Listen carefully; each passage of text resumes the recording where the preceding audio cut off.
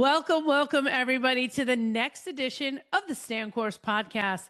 Today, I have Matt Paradise, and he went from homeless teenager to award-winning author, financial wellness speaker, and liver transplant survivor who's empowered over 100,000 people to transform their relationship with money.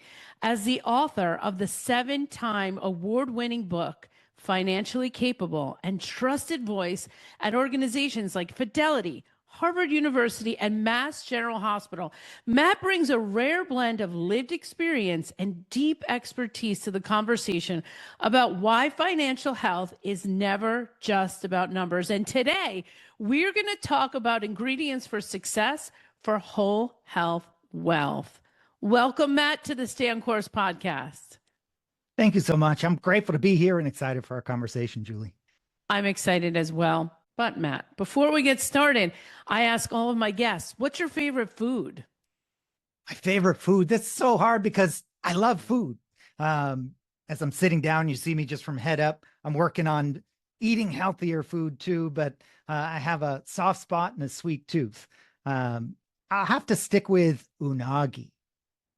Okay. Maybe not everybody, people are going to be like, what is he talking about? I need to know what that is. Yes. So unagi is roasted eel. I'm a fan of Japanese food. I'm a fan of sushi, but as a liver transplant survivor and someone who's immunocompromised, I can't have raw fish. So unagi is cooked with a teriyaki type sauce and really delicious. Oh my gosh, I love that. You know, one thing that I loved when I first started talking to you was I asked you how you were. And do you remember what you said? Grateful. Yeah, I love that. Tell us what grateful means to you, Matt. So grateful can mean a lot of things to different people at different times. And one thing that I've learned on my journey of growing in gratitude, that has nothing to do with comparison. I'm not grateful today because I have more than somebody else. Comparison, as many of us maybe have heard, comparison's the thief of joy. So gratitude is really rooted in being content with who I am. I'm here, I'm alive, I'm breathing. I had food today and I have food to cook tonight for my family. I'm here having an incredible conversation with you, Julie, and for that, I'm grateful. I love that. Everyone should hear that. I'm grateful. It's the best response you can possibly get. I love it a lot. All right, Matt, tell us a little bit about what you do, because I don't know that I did it any justice. I think you did a tremendous justice. It was a great job. Thank you. I'll try to add to it and not detract to it. But I love helping people. My journey is one from pain to purpose, and living a life of purpose now means really bringing the best of what I have in service of others. And I've spent over 25 years in financial education, personal finance. I'm now serve on the board of directors of the Forbes #1 top credit counseling agency in the country. And I have my own business where I'm able to speak to organizations and their employees and really help emphasize the importance of human capacity. And what that means, and to put a little bit of meat on those bones, what that means is looking at the different challenges that we face, and I say we because I'm included in this, the challenges that we face as people in the workforce, things like financial stress. Financial stress is huge, and it is a significant drain on employee productivity. It's estimated that it's $1.1 trillion is lost every year because of employee financial stress, and that loss is directly impacting employers' bottom lines. It's a lot. It's so much. It's so much. Employers, it can be easy. And for me as a business owner who also hires contractors, I can look at P&L statements, I can look at bottom lines and think of life in numbers. And in reality, money is so often not about the numbers. It's about the people. As we deal, myself included, when I deal with money, my history of trauma, my frustrations, my lived experience through scarcity impacts the decisions that I bring to the table, and it's ongoing, constant work so that I'm not living in that scarcity, so I'm not defined by that. but I can bring my whole self to the table with those experiences, both in the professional world, my personal lived experience, so that I can help employees really live their best lives. Yeah, I love that. And today we're going to talk about whole health wealth because, look, no matter where you are in this world, money is something that everyone has to deal with. Yeah. There's nobody out there that gets to escape the money I mean, story. there might be like a couple of people living out in the middle of the woods, off grid completely. Maybe. And, I'm not going to judge. That's not the life that my wife and I and our family wants to live. We appreciate things like electricity. We appreciate things like turning the stove on and it working. Again, not to judge. That's the choice that we make. And for anybody listening, that's also the choice that they made too, because they have access to the internet, electricity, and a device to Yeah. listen to this conversation. And, I'm going to start it from here is that I think what was so interesting about this conversation for me is because just recently I was having my conversations, my tax conversations, my P&L conversations with my support staff, and realizing that as we're having these conversations, I'm literally I'm cringing. I'm cringing and I'm stressed, and the fight or flight thing started happening to me. It's real. And I'm like, I really took a minute, which I don't usually do like that. And I said, what is coming up for me right now? Why am I feeling so stressed out? Why does this have to be so hard all the time? And, back to the story is that somewhere in my history, I have a bad money story. And I think that's where it just comes from. It just comes from all that stuff, and then having to pay the bills every month, not always having enough money, all that stuff. It compounds and it puts stress on you, which is a real thing for people. So tell us, Matt, what It can we is. do? What can we do about this? Yeah, just to acknowledge your experience. Thank you so much for sharing with vulnerability, Julie, because you're right. So many do live with that stress and they carry that stress. And you, as an incredible, educated woman who helps many others, feel that stress from the past. And it can be easy for me in my own life to want to just kind of forget the past, to move on from the past. And I think that can cause additional pain because when we try to bury that trauma rather than work on it, it continues to really fester. It grows, it builds that anxiety, that fear, that frustration, that worry. And I'm speaking to me. That's not necessarily all you and your journey. And I know that so many, because I've worked with so many feel that stress, that anxiety. And it really starts, like you started to really share, our first money memories. Oh, When we yeah. think about stuff that happened, maybe it was growing up. For every listener, go through that exercise. Think about the first time, your very first money memory. What is it that you felt? What is it that you heard? What was Yeah. the circumstances of that situation? For me, I know one of my first money memories was when my dad's truck grew up. My parents, very, very blue collar. My dad was an iron worker and really did sacrifice in so many ways for us to have a life that he didn't, because he grew up with extreme poverty and stress and abuse. And that's his story that certainly affects us as kids. I have two other brothers. But I remember his truck broke down and my mom had to wake us up in the middle of the night and try to use a rope to tie it to his broken down car. And it just kept on breaking. And I was about 6 at the time. And I remember it just that rope repeatedly breaking. And at the time, I didn't think of it. I mean, I was 6. I was like, well, this is probably everybody's experience, to get up in the middle of the night as a little kid and try to tow their dad's vehicle that's stranded by the side of the road. As I look back and put the pieces together of that story with an eye and perspective of an adult, if my parents could have afforded a tow truck, they would have. They did not want to wake their kids up in the middle of the night. That was a situation where they were operating in scarcity. Yeah. And they were able to work towards stability and incredible story in their own right. But that stuck with me. That's affected me. That idea, that thought, that mindset of my first money memory impacts me today. Yeah, that's a hard one, right? And I think what's very interesting about scarcity is it's all relative. It is. So even the people that have a lot of money in the bank, their bank account right now, I bet you if I asked them if they thought they had a decent amount of money, they would say no. They would say, I don't Yeah. have any money. They would literally say, I don't have any money. I talk to people with like $1 million in their bank accounts or their Mhm. 401ks, and they're like, I don't have any money. That's Yeah. in my 401k. I'm like, yeah, but you have $1 million in your 401k. They don't think that that's their money. They think that that's for like a time period in the future, right? So I think it's always like, okay, we need to live for today, right? And not think we do need to plan for the future. I'm not saying that we don't, but if you need to take that money, then you need to take the money.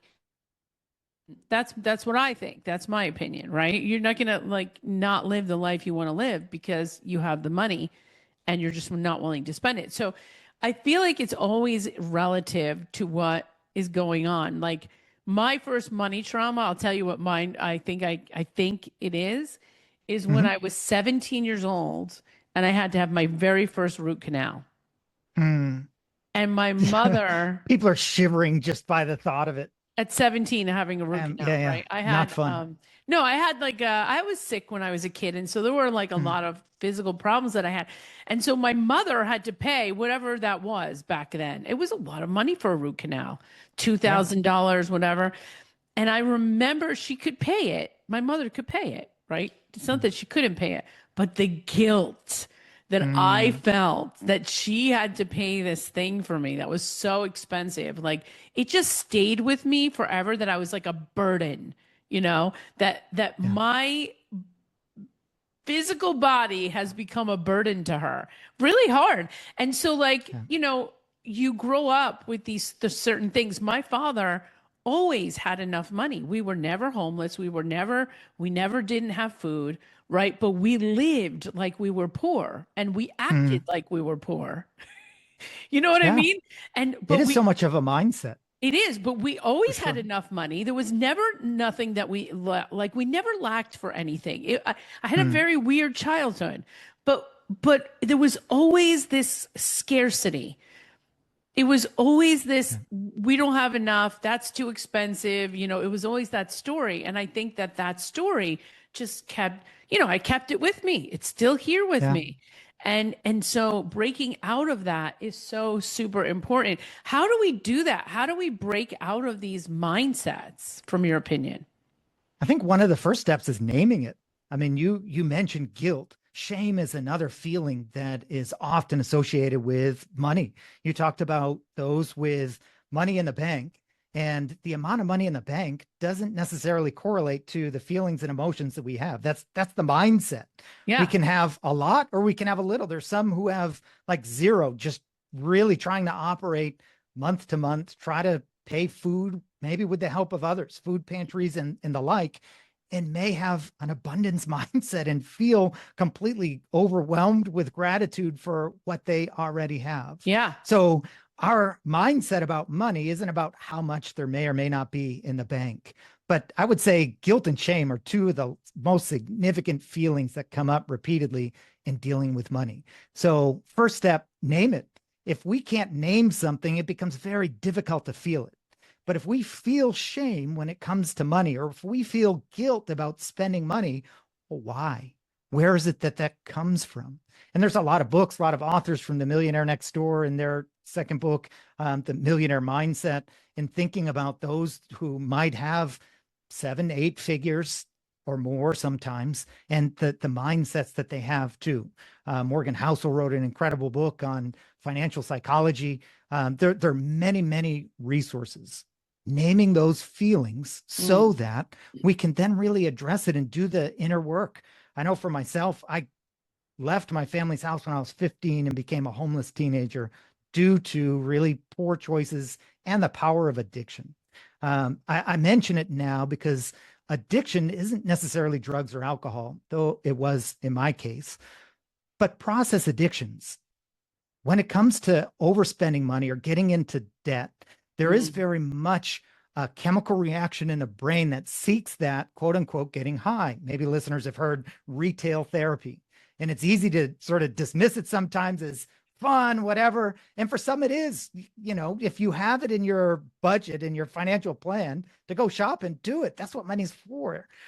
But if you're feeling that guilt, that shame after shopping, racking up that credit card debt, and I mean, the most credit card debt I counseled somebody with was $500,000 just in credit card debt. Oh, wow. They had mortgages and student debt and vehicle debt, all kinds of other debt on top of the 500 grand just in credit card debt.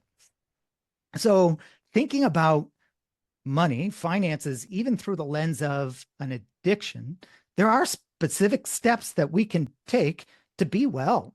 Yeah. Because it really is about our relationship and mindset. Exactly. I want to say something about this, because when you were talking about retail therapy, I laughed because I love a little retail therapy. I'm Who doesn't? I mean, I used to, so I went through a really hard time in my life, and I was miserable in my job, and I was a single mom. And the only safe place for me to be was shopping, to be honest. It was like, it was my safety place. I used to go to the mall and say this: I'm here now. Everything's going to be okay. And I would go to the mall. I'd be so happy because it was the only place I could be at that particular time in my life where I fit in. Nobody was judging me at the mall, because you could walk around the mall by yourself. I was all alone, and this was the place I could be. I could talk to people. I could walk around. I could have a snack. I could buy a thing, and I could leave feeling really good about myself. So I used to go to the mall a lot. And, I never got into a place where I was in debt, but I could have saved a lot more money than I did, right? But at the same time, when I jumped out and developed a much more happier life, I found the need to go to the mall less. Like the desire to want to do that was eliminated because I was so happy in my personal life that the retail therapy was no longer needed. It's very interesting. Yeah. It is. And I think that, there's a lot there. And not when I say there, not just for you. And thank you so much for sharing, because I think that's a relatable situation. I've seen some with bills and the choice to feel safety and comfort, $600 in bills, but $500 in the bank. I've seen people make the decision, screw the bills. I'm going to find safety and comfort. And I think that's, when I say I think, I've dealt with many, many thousands of people who operate within that paradigm. Yeah. And it's stressful and it's difficult because we need psychological safety as people. We need it. That's not a nice to have. Yeah. When we don't have that psychological safety, we tend to make decisions that may not be in our best interest for our future selves, because we're operating in scarcity today and just trying to find that safety and some comfort so that we can operate and make it through the day. Yeah. Which days are difficult. Days are stressful.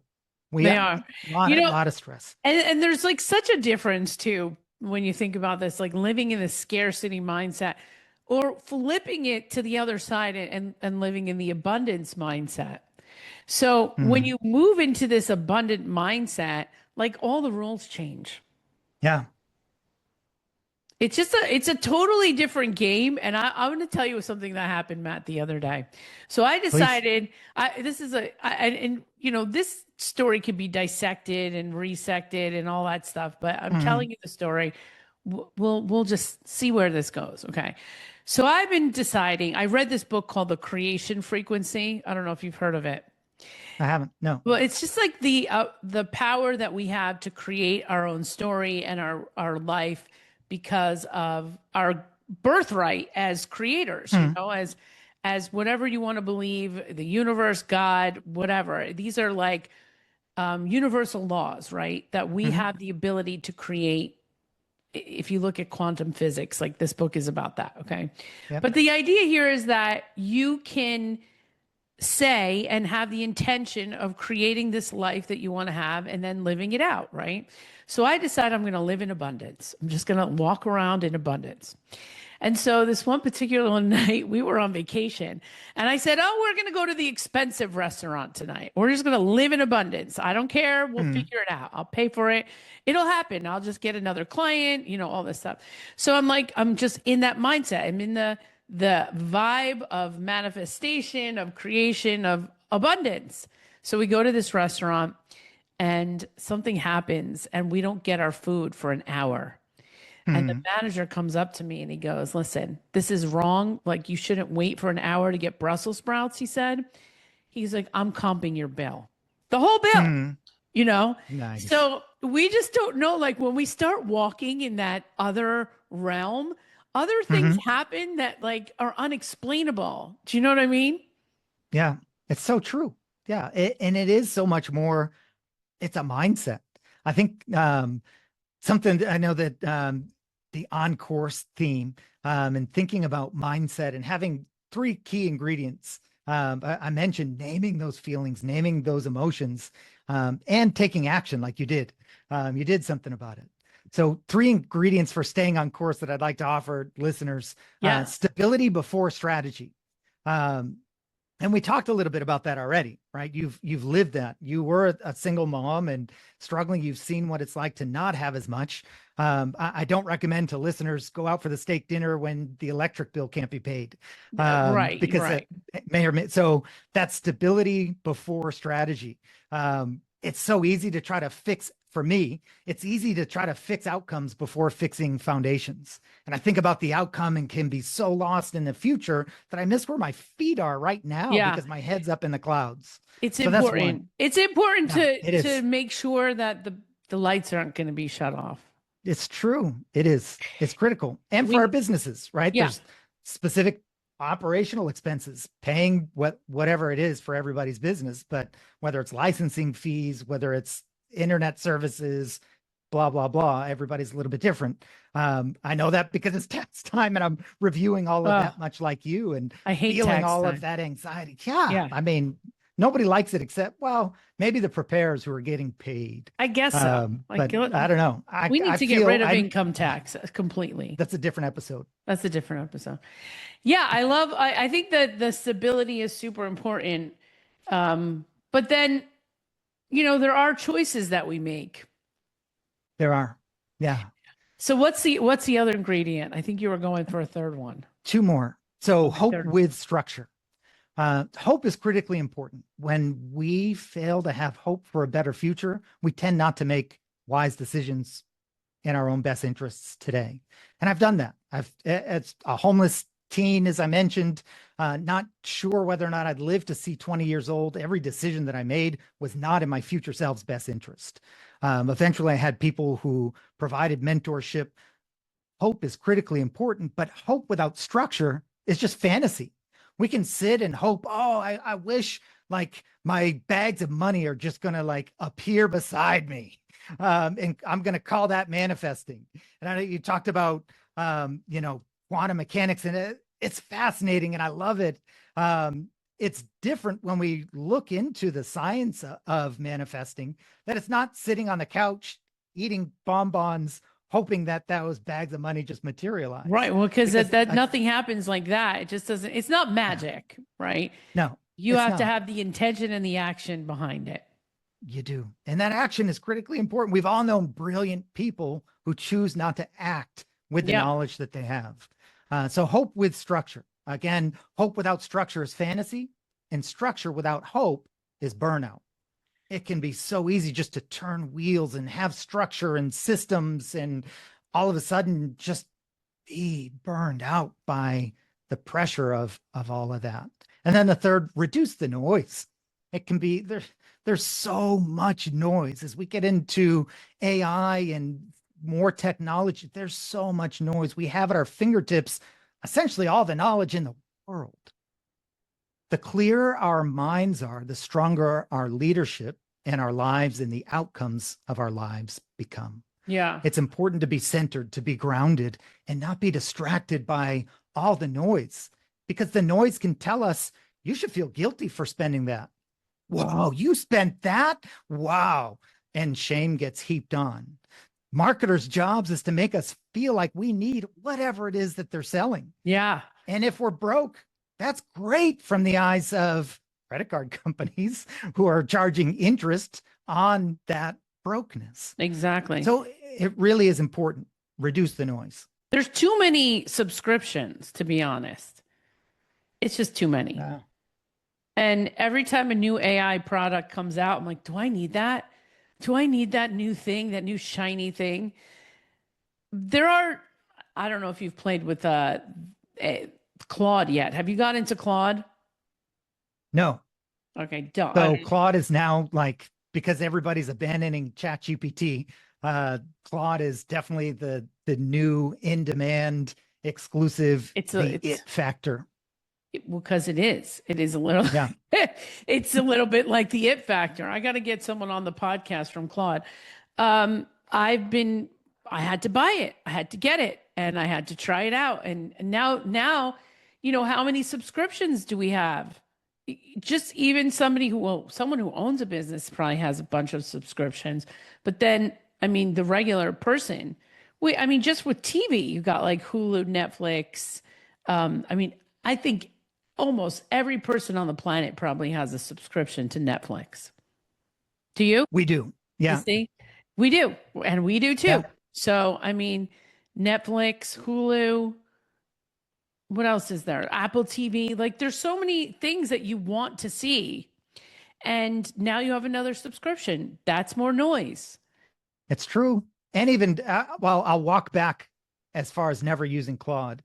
I do have a Perplexity Pro subscription. This is not a plug. I'm not suggesting people go out and get it, but within that, you can have different models of different AI. Yeah. So within Perplexity Pro, you can use Claude Sonnet. I think it's 4.6 is the model that you can use directly in that platform. I paid for Perplexity and then I bought Claude because it just didn't do it. So that's why I said, no, I didn't use it. I qualify it. Because even the answer is complicated. Do you use it? Do you not? Yeah, it's like it is. You know what? It's complicated because think about this, and everybody should be listening to this. You buy these subscriptions to things, and now you have to cancel them, and you have to keep track of them, and you have to spend time on them. Like we need to have a group coaching call just to eliminate some of the stuff that we're paying for. Do you have a class for that, Matt? I don't specifically teach that. I mean, there's some different like bots and software that'll look at subscriptions that you have, make suggestions and get rid of them. But I don't specifically teach that. No, as far as the nuts and bolts. I can now ask Claude about that. I'm going to ask Claude to do an analysis of all the stuff I'm paying for and what I should get rid of. There you go. Yeah. So, and like you said, there's so much overlap. I mean, when it comes to something, I'll call it simple now, but editing a photo, you can edit a photo. Obviously Microsoft has its own tools, but whether it's Gemini, whether it's this, whether it's that, I have a Wix subscription. That's where my website is based on the Wix platform. I can do it really right inside of Wix. Oh. So with something, just a simple thing, photo editing, I need to crop it. There's like 15 different software that can get the job done. True. Do we really need all of them? No, probably don't. We don't need all of them. We don't need all of them. So Matt, what is the few pieces of advice that you want to give everybody? You know, we're all coming up on tax season or the tax days and a month away from now. What can we do to bring more gratitude into our lives? I think that there's multiple things, and the exact plan is personal. And I think even as I speak about personal finance, it really is critically important to keep it personal and tailored to our own unique needs as people. When I speak to different businesses, a lot of it is about humanizing the bottom line, about thinking of human resources not as an overarching umbrella, but about individual people who feel money shame, who feel stress, who might have that position where they're living in scarcity and just trying to make the ends meet and get by one day to the next. For me, my gratitude really is rooted in my relationship with God, taking time just to breathe, to do yoga, to be grounded. It's also rooted in relationships. On my own, I can get into stinking thinking all by myself, day after day after day. Having trusted friends and trusted advisors and who we surround ourselves with makes all the difference. There's a lot of research and data, even when it comes to building financial wealth, that the people that we surround ourselves with have a direct impact on our financial ceilings and our ability and capacity to earn as well. Who we surround ourselves with is critically important. So for me, having those conversations just to stay in touch with my wife, to stay grounded, to stay rooted, to have close friends that I can confide in about parenting, about my business, about life, so that I'm, one, not stuck and stagnant or stuck in comparison mode, but so that I can continue to, one, be rooted, and two, continue to grow. Amazing. Matt, what are you busy working on right now? What's next? I am excited about really expanding the work that I get to do with the healthcare industry. Uh, in 2019, I was diagnosed with bile duct cancer and went through chemo, radiation. And as you mentioned in the intro, I had a liver transplant that was life-saving. And in so many ways, a miracle. I beat the odds. Cholangiocarcinoma is extremely rare, and many don't live to tell the story. So to bring hope to those with cholangiocarcinoma and that community, and broadly the healthcare system, I was literally brought to life in July 2019. Wow. I went into the hospital and coded on the table. They told my wife I wouldn't survive the night and that she should start making plans accordingly. And nurses and doctors, the hospital staff surrounded me. And while in the surgical ICU and afterwards in the medical ICU and then on the hospital floor for, the better part of a month before I was released to come through with that cancer plan, they literally brought me to life. And Wow. I see and have seen time and time again, those working in the healthcare industry have a deep heart and truly care for people. They care for patients and are also burnt out. They feel the same financial stress that we've talked about through this interview. They feel worry and guilt and shame. There's student debt. There's challenges at home, kids to raise, and all of those things create a distraction that reduces their capacity in the workforce to care for others. It also increases patient risk too, because it's far easier to make mistakes for all of us when we're overwhelmed and burned out, just trying to live in a mode of scarcity, making it from one day to the next. Yeah. I'm excited to bring hope, to bring life, to increase the human capacity within the healthcare industry and do more and more of that through this year and in the coming years. Wow. Well, Matt, you have an incredible story. You're changing the world one conversation at a time. Matt, where can our audience find out more about you? I'm active on LinkedIn. If you search for Matt Paradise, I'm there. You can also go to my website, simply mattparadise.com. Amazing. Matt, thank you so much for being a guest on the Stay on Course podcast. My pleasure. I'm grateful for this opportunity and to speak with you, Julie.